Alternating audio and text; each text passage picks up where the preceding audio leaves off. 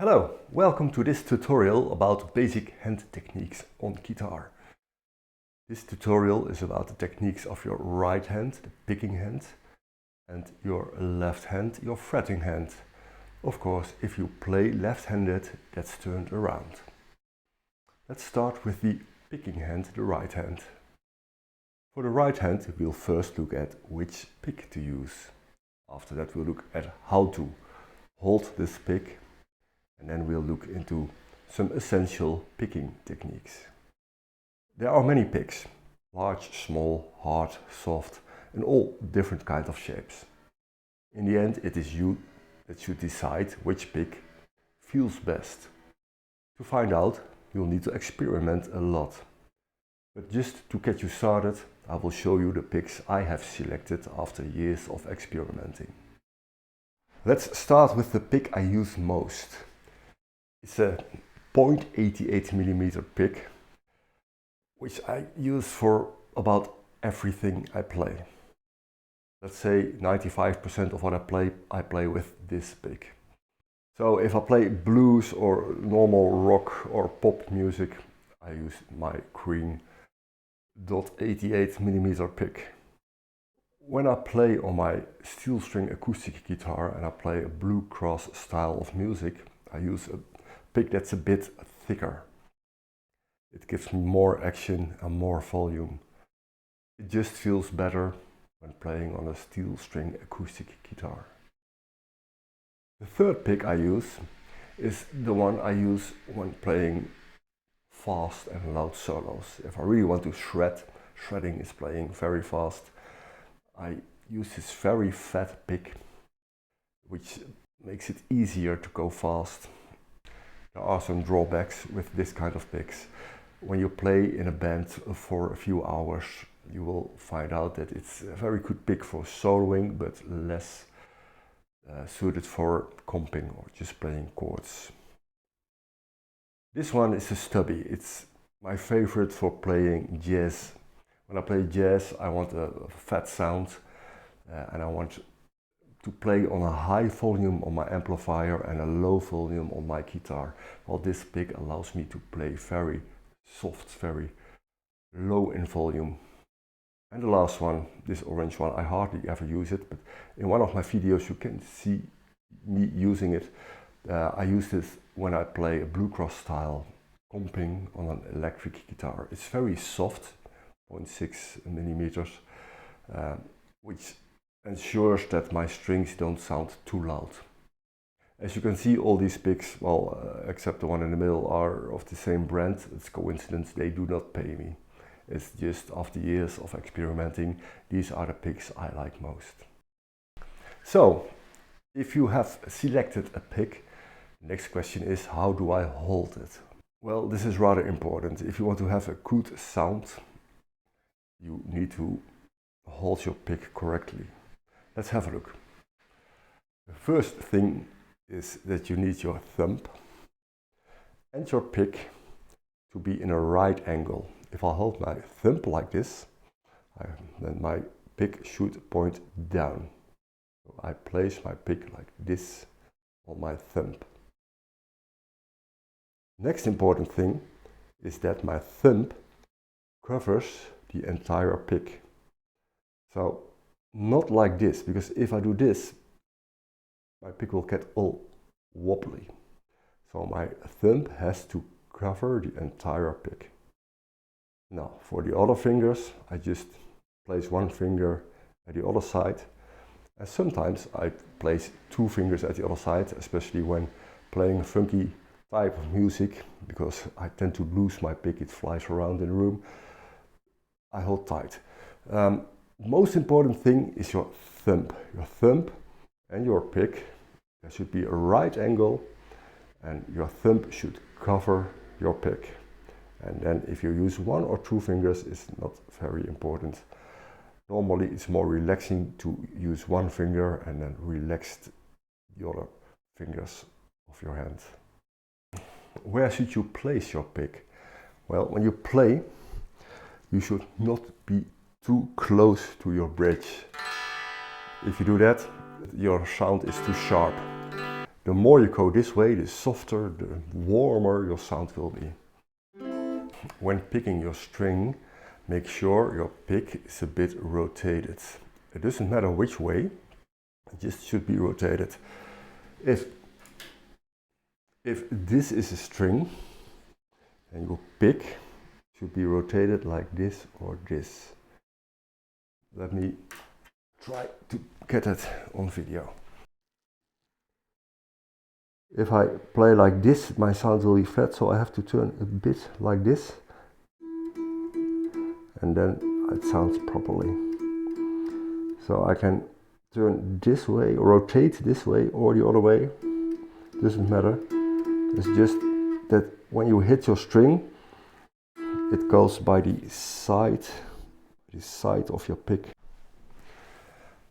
Okay, so now you know how to hold your pick and how to place it on your string. Now let's talk about the picking technique. There are three options.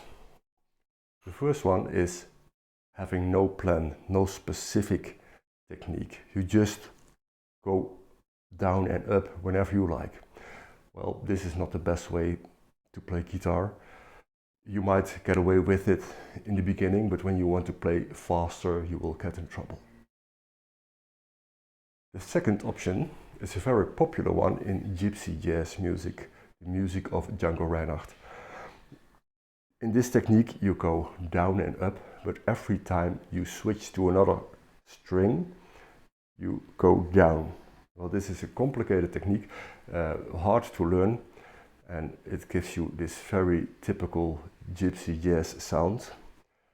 My suggestion would be to use the most commonly used technique. It's a third option, and that's the alternate picking.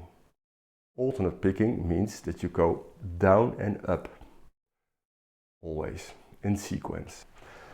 When you have a beat, on the beat you go down, and between two beats you go up.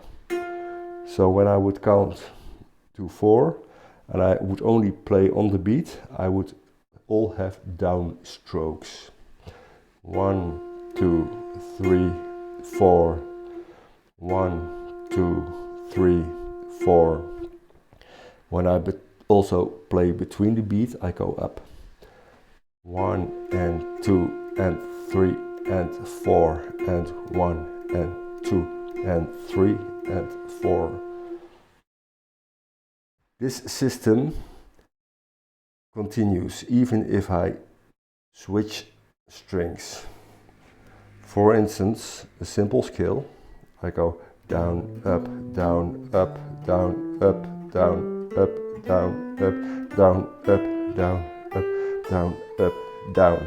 So when I did go down, then the next tone should be up, even if it's on a different string. So alternate picking means going down and up no matter what happens. There is, however, a situation where this system doesn't really work. It's when you play triplets. When you play a triplet, you have the beat and then in total 3 picks, like this. 1, 2, 3, 1, 2, 3, 1, 2, 3. In this case, I decide to play down, up, down, down, up, down, down, up, down. That's one way of handling triplets. When you play fast, you can just follow the sequence down, up, down, up, down, up, down, up, down.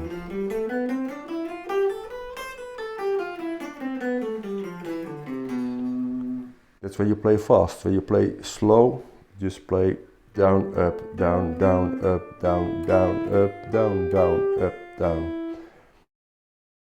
There's one other way, it's by using hammer-ons. In that case, you play down, hammer-on, up. If you do that,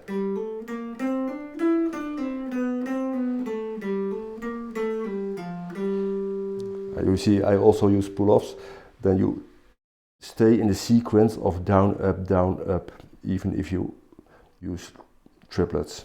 But it's okay if you just play down, up, down, down, up, down, down, up, down, down. When you read tabs, sometimes there is a suggestion of the direction to pick. Well, in tabs, half square means picking down towards the floor, and a V means picking up towards the ceiling. Okay, now we've got this right hand covered. Let's look at the left hand, at the fretting hand. First, the finger position. Which finger to use? Well, there's a simple rule. Every finger has its own fret. If I put my first finger here, then the fret next to it is for my second finger, and my third finger, and my fourth finger. So if I play in this position,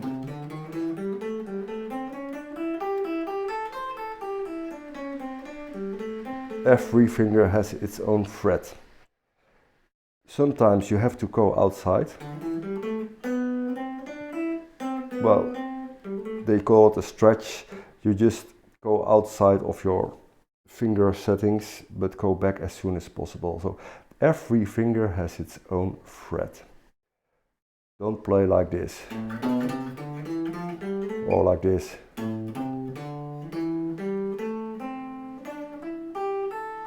Next important thing is that your first finger always touches your guitar when playing solo. Let me demonstrate this. If I play a blues scale, you can see that my first finger is always touching the guitar. So I do not lift it if not needed. This is wrong. This is what you should not do.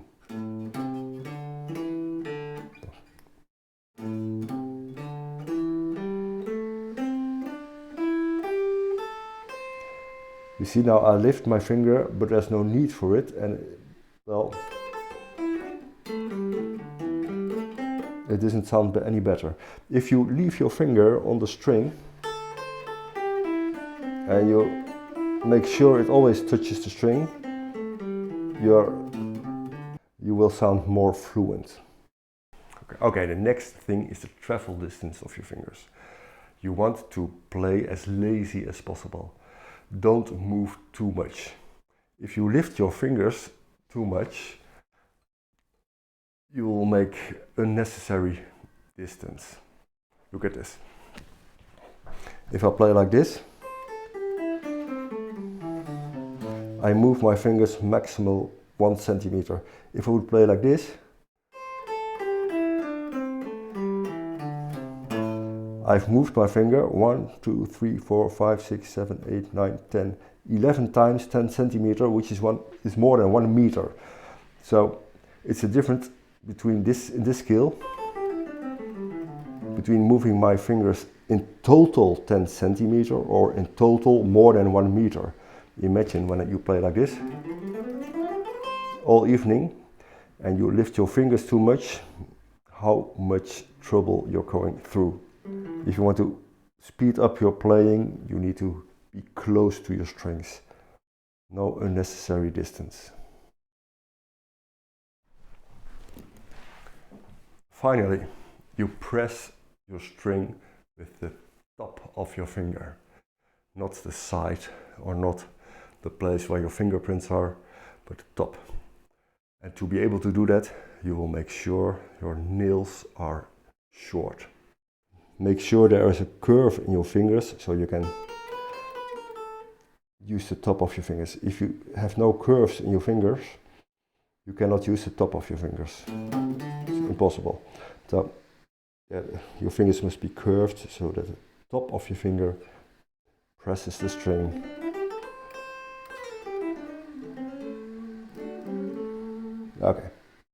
Okay, that's it.